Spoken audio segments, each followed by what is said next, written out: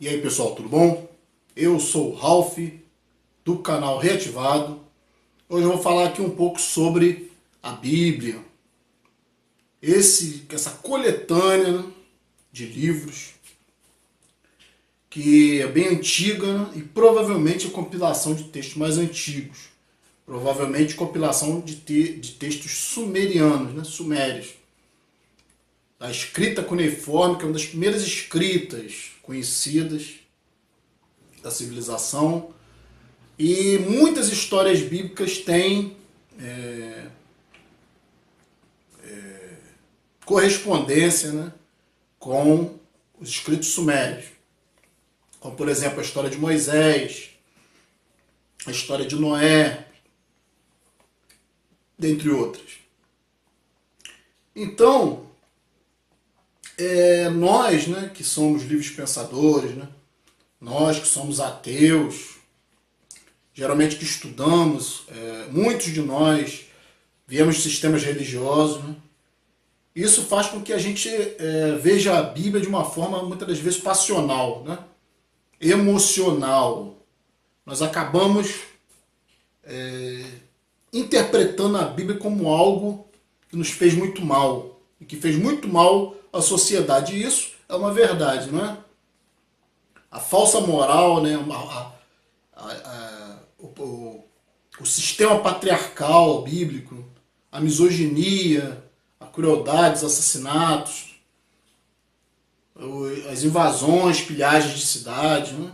Os estupros, tudo, matança de bebês, fora as contradições, porque alegam, né, os religiosos sempre alegam que é um livro de inspiração divina, o que é ridículo, né? Se for ser visto nesse aspecto religioso, é ridículo. E ainda nos dias de hoje isso é aceito como uma verdade quase que incontestável. Então, pensando um pouco, né, sobre esse aspecto de que se tornou um livro maldito, para os ateus, né, principalmente, que tem uma espécie de uma aversão à religião, ou uma repulsa, né, pelo sistema religioso, como eu tenho, né, porque é um sistema podre, é um sistema piramidal, é um sistema patriarcal, é um sistema manda quem pode, obedece quem tem juízo, né? Baseado num Deus que faz o que quer e você que obedeça, senão você vai para o inferno. É basicamente, né, a doutrina é basicamente essa. Não tem muito mistério na doutrina bíblica, né? É obedecer e acabou. Os subversivos, a gente já sabe muito bem para onde vão, né? Bom, só que o que acontece? Se os evangélicos valorizam a Bíblia como livro sagrado, eu parei para reparar que nós ateus muitas das vezes também valorizamos esse livro e damos muito poder a esse livro. Né? Porque existe a espécie de um ódio pela Bíblia. Né? Como você pode ter um ódio por escritos, né? por um livro que não tem poder nenhum, que não tem força alguma. Né? Até muitos evangélicos costumam usar esse argumento, né? Ah, mas se vocês não acreditam em Deus, por que vocês falam tanto em Deus, né? Eles falam isso para os ateus, para nós ateus. Por que vocês se interessam tanto por isso, se vocês não acreditam? E é uma questão que, se você for parar para pensar, tem um certo sentido, né? Porque existe um aspecto emocional muito forte no ateísmo. Porque, como eu já falei, como é sabido e como é fato, né? A maioria ou boa parte dos ateus vieram de sistemas religiosos. É muito raro ter um ateu que foi educado em família ateia. Muito raro. Ou que tenha desenvolvido isso por si, né? Por si próprio. Muito raro isso. Existem, claro, pessoas como eu, que apesar de terem passado pelo sistema religioso, sempre foram questionadoras. Né? Eu me considero uma espécie de um ateu, entre aspas, desde que eu me conheço por gente. Porque eu sempre desconfiei desses sistemas de controle. Nunca gostei. Né? Nunca gostei dessa limitação que o sistema cristão, né? Baseado na Bíblia, ele trazia, né, essas limitações, esses dogmas. Eu nunca gostei. Eu achava sempre achei uma limitação para o conhecimento. Como eu sempre fui muito puxado para o lado da ciência, sempre gostei muito, desde pequeno, de biologia, sempre gostei muito dessas curiosidades sobre o espaço, né, uma coisa que a religião não quer tocar. Fica sempre no campo da alegoria e não se aprofunda, né? Então eu sempre fui meio que ateu, assim, meio que um ateu natural, vamos dizer assim. Se é que se pode dizer isso, né? Que eu acho que o ateísmo já é uma condição natural pelo fato de que Deus são coisas inventadas, né? Não fazem parte da natureza. Então, se Deus não faz parte da natureza, o ateísmo é algo natural. E ponto. Né? Nenhuma criatura nasce acreditando em Deus. Isso é depois construído através de conceito. Mas eu sempre tive essa desconstrução desde pequeno na minha cabeça. Não pode dizer que eu acho que eu sempre fui meio natural. O cientista, na realidade, é um indivíduo natural, né? É um naturalista. Né? O cientista não é nada além de uma pessoa que busca o que é natural. Né? E o religioso é exatamente o que busca o que é sobrenatural. O religioso é aquele que não aceita a realidade. Né? A religião é uma espécie de uma dissociação da realidade. Uma espécie de um niilismo negativo. Né? Que o niilismo é o quê? A ausência de crença em sentido na vida. Né? O niilista, ele acha que eu sou niilista, né? Mas eu sou um niilista positivo, não negativo. Que a diferença é essa entre o niilista positivo e negativo. O niilista positivo, ele reconhece que não existe um sentido pronto na existência, né? Que nada faz um sentido, nada tem uma substância, não existe uma moral substancial na vida, nenhum porquê na vida. Né? Você, com a sua consciência, é que tem que construir esse sentido, mas vai ser sempre um sentido relativo. Isso é o niilismo positivo. Agora, o niilismo negativo é o niilismo dos religiosos. E eles acham que esse mundo não faz sentido, e eles sempre vivem em função de um mundo futuro. Sem esse mundo futuro, sem essa promessa de eternidade ou de paraíso, esse mundo aqui não faz sentido para eles. Então esse mundo só começa a fazer sentido em função de outro. Isso é niilismo, porque não existe outro mundo, né? Só na cabeça dos evangélicos. Então eu queria falar um pouquinho que a Bíblia é um livro comum. Nós não temos que hipervalorizar escritos do passado. Assim como a história dos sumérios não pode ser considerado fatos históricos, né, porque não há comprovação, é coisa muito antiga, tem poucos vestígios dessa cultura, ainda que existam, né? O que a gente mais tem são os escritos em tábuas cuneiformes, né? Em tábuas de argila, onde eles escreviam lá, relatavam, né, acontecimentos ali da sua vida diária a princípio. Só que esses relatos tinham a ver com seres que vinham do céu, e esses seres não eram vistos como deuses, como a religião vê, eram vistos como seres físicos. Então a história do Sumério está pontuada basicamente por forças que vieram do espaço, atrás de ouro, minerar ouro na Terra, porque o planeta deles se utilizava, né, de ouro como uma espécie de fonte de combustível, né, ou para gerar a própria longevidade deles, porque eles viviam muito tempo.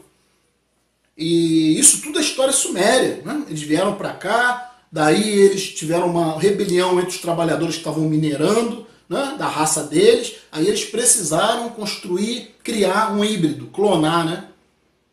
Um híbrido. Eles tinham uns símios já vivendo aqui no planeta Terra, né, uma espécie de macaco primitivo, e eles juntaram o DNA deles com o DNA desses símios, e daí gerou um escravo inteligente, que seria a raça humana. Inclusive é falado que esse ser é tirado, né, da lama, como é dito na Bíblia que Deus tira o homem do barro, né, ou seja, de uma terra úmida. Então não é histórico, né, porque você não tem como comprovar, mas está lá na história dos sumérios. E é importante a gente compreender que para eles isso era uma realidade. Né? Tanto é que eles relataram, os antigos eles não tinham muita capacidade de criatividade artística. Né? Eles geralmente, as sociedades mais primitivas, relatavam o que viam, relatavam as coisas do seu dia a dia. Então é muito comum você ver esses povos falando sobre eventos, guerras, acontecimentos, né, que mudaram ou que tiveram alguma importância para eles. Eles relatavam isso como a história deles. Mas, vez por outra, eram relatadas essas histórias de seres vindos do céu, com grande poder e tecnologia, e interagindo com seres humanos. Isso está em várias civilizações. Está nos maias, aí você vai ver, está nos astecas, está nos colombianos, está nos egípcios, está na cultura dos hebreus também, que passou para nós, para o Ocidente. Então o que ocorre? É incrível. Por quê? Porque esses escritos antigos que falavam sobre essas divindades, sobre esses seres que eram orgânicos, né? Uma espécie de extraterrestres, porque fora da Terra é extraterrestre. A gente fala extraterrestre, muita gente ri, né? Mas extraterrestre é de fora da Terra. Né? Para quem é cristão, Cristo falou, meu reino não é deste mundo, falou, meu reino é de fora da Terra. Né? Eu venho lá de cima. Né? E ele falava em Deus como alguém que estava lá em cima. Então, lá em cima é espaço, fora da Terra. Meu reino não é deste mundo, então é de outro mundo, fora da Terra. Então se pode dizer que Jesus era um extraterrestre, para quem acredita que ele existiu. Eu acho que na realidade a história de Jesus fala sobre um mito de alguns tipos de seres que habitaram aqui na Terra com os humanos. Mas por alegoria. Na realidade eu não acredito que tenha existido um Jesus, mesmo porque não tem fato histórico nenhum que comprove isso. E a história de Jesus também tem muita relação com o mito solar. Né? É a história do Sol, do nosso Sol. Então, a Bíblia, sendo essa coletânea de livros, que obviamente, por sofrer várias traduções, né, ao longo de milhares e milhares de anos, passando muitas das vezes verbalmente, né, os judeus, por exemplo, né, eles passavam muita coisa verbalmente, outras coisas por escrito. Não se sabe a origem real da Bíblia, né? Porque a Bíblia, para quem estuda, como eu já falei, ela parece ser compilação ou plágio, né? Ou cópia de documentos mais antigos, como por exemplo dos sumérios, porque as histórias batem. Tem muitas histórias do Egito que casam, ou que são muito próximas das histórias, por exemplo, dos hebreus. Então, como eu toquei nesse assunto, porque muitas das vezes o ateu, né, e o livre pensador, né, principalmente o ateu, que ele é mais revoltado com essa questão religiosa, costuma ser, né, mais revoltado, né, porque sofreu essa ignorância durante muito tempo, pelo menos a boa parte ou a maioria, acaba vendo a Bíblia como de uma forma passional, né, de uma forma emocional, com raiva, querendo só atacar. Eu já fui assim também, estou mudando um pouco meus pensamentos, minha visão, por conta realmente de estar começando a ter um outro ângulo, né, de percepção mais frio, porque o objetivo de quem investiga sempre é frieza científica, né? Que aí a gente fica a objetividade científica. Então eu sempre pensei, né, eu sempre considerei que a Bíblia vista sobre a ótica tecnológica, sobre a possibilidade de influência de fora da Terra, ou influência de seres do futuro, porque a gente falasse isso um tempo atrás, ia ser ficção científica ou coisa para se rir, né? Piada de divagação. Hoje a gente sabe que o tempo é relativo, né? E que a viagem no tempo é uma realidade. Por exemplo, né? Einstein demonstrou que quanto mais você acelera a sua velocidade, mais você reduz a percepção do tempo para quem está em altas velocidades. Né? Essa pessoa tem uma diferença de percepção temporal em relação a quem está numa velocidade menor. Então o que ocorre? Isso é provado. Né? Os satélites que estão em órbita da Terra, os satélites artificiais de comunicação, enfim, eles estão numa velocidade muito alta. E se os relógios desses satélites não tiverem um programa, né, para compensar essa diferença de velocidade, os relógios começam a atrasar, porque o tempo passa diferente dentro de um satélite que está em alta velocidade para um relógio que está dentro de um satélite para um relógio que está na Terra. Isso já é comprovado. Então o tempo é relativo. Se você não tiver um programa para reajustar esses relógios vão ficar atrasados e vai dar um problema. Né? Então, viagem no tempo, hoje, é teoricamente possível. Ainda não é de forma prática, porque envolveria grande quantidade de energia, né? Mas já parece que existem até estudos de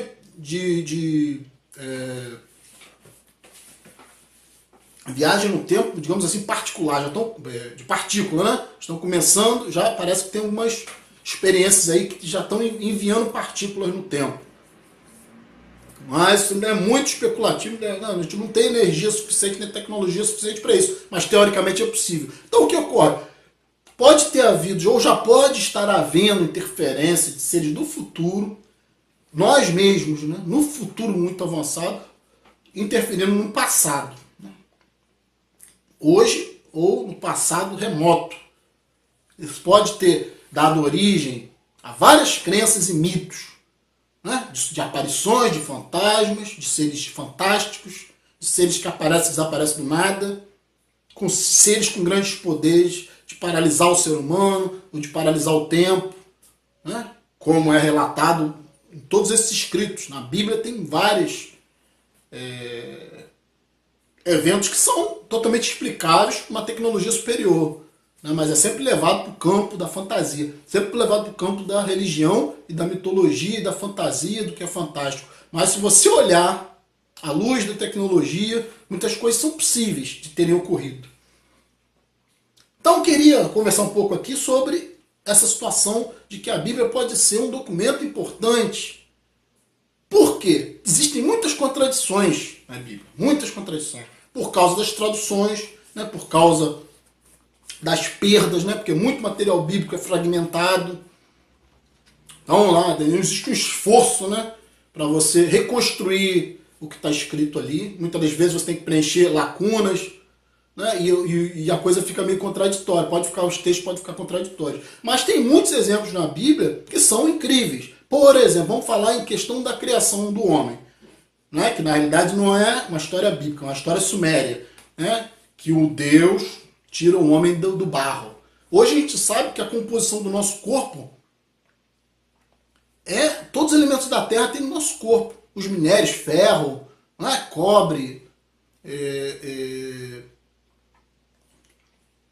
zinco, vários elementos que tem na Terra tem no nosso corpo. Só que o corpo não pode ser vindo só da Terra, porque para você ter vida você precisa ter água, né? Então se nós surgimos da Terra, surgimos de uma terra úmida.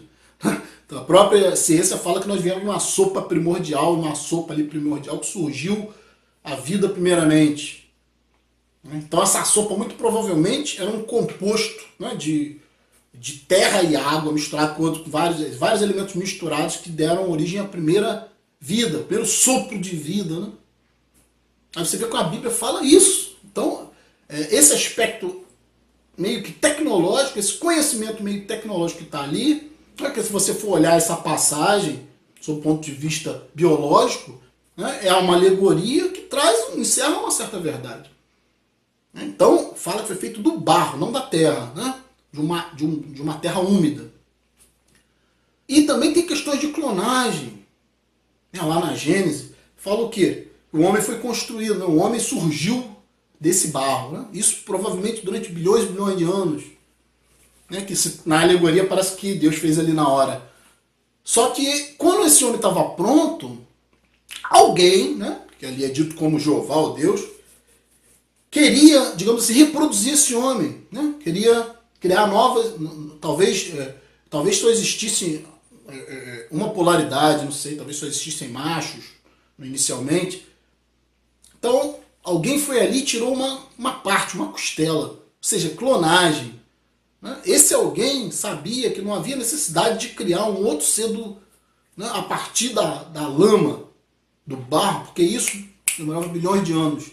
Simplesmente tirava-se uma parte que continha o DNA e se construía uma outra entidade. E mudando ali, né, alguns cromossomos, alguns vetores ali, você fazia um ser de outra polaridade, feminino.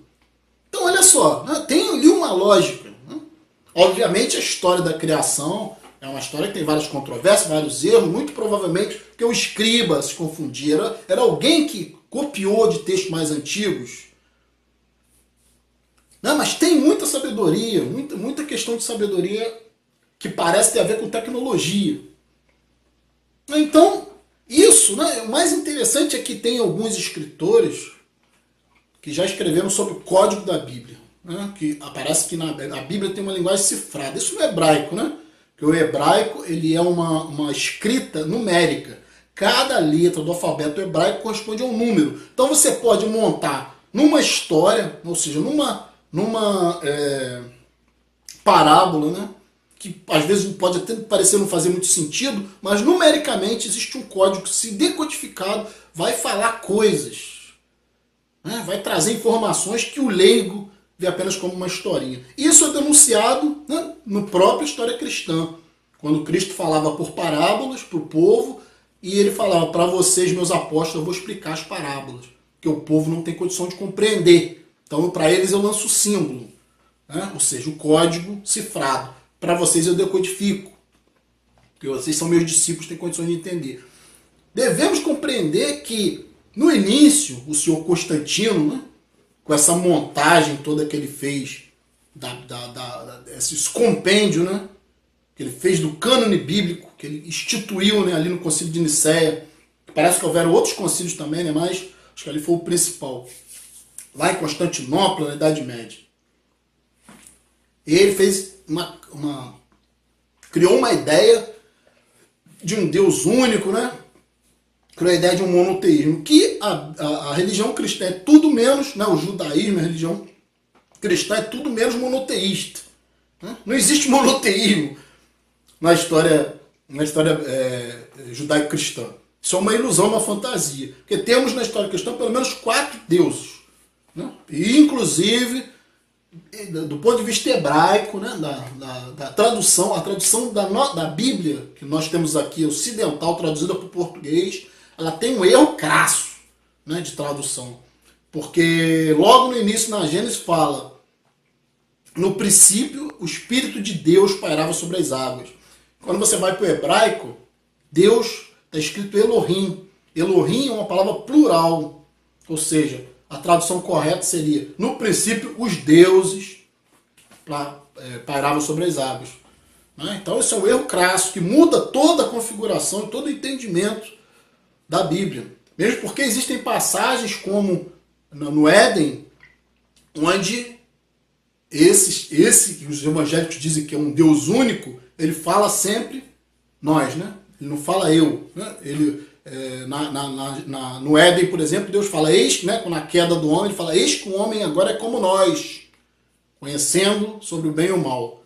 É Gênesis 3:22. Nós, né, como nós. Elohim, deuses. Então muda totalmente, né? Não tem nada de monoteísmo.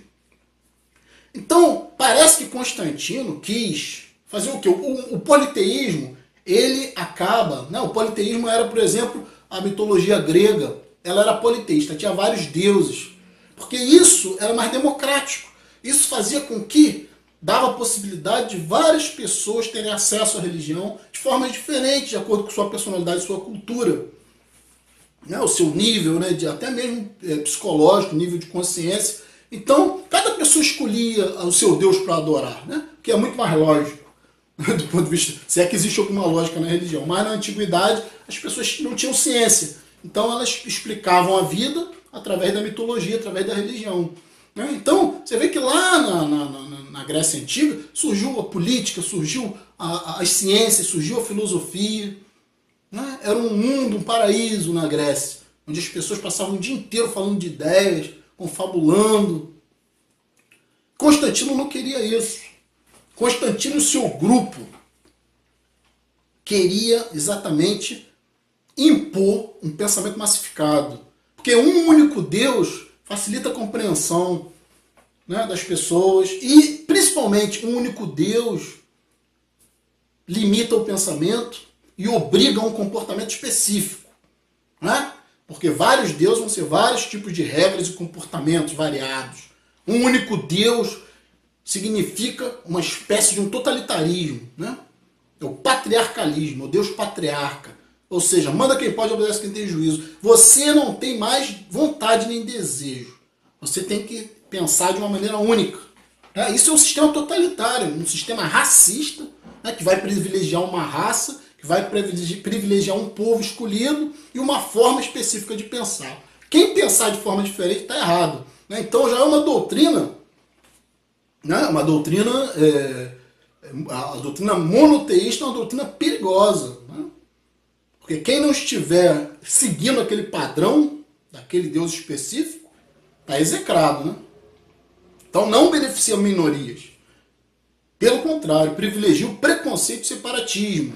Porque as pessoas e as culturas não são iguais. Os povos não são iguais. Então é impossível um Deus único, né? Só que Constantino quis instituir isso justamente para controlar.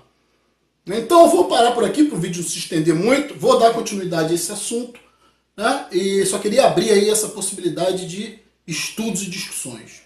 Então um abraço a todos. Estamos juntos pela propagação do conhecimento.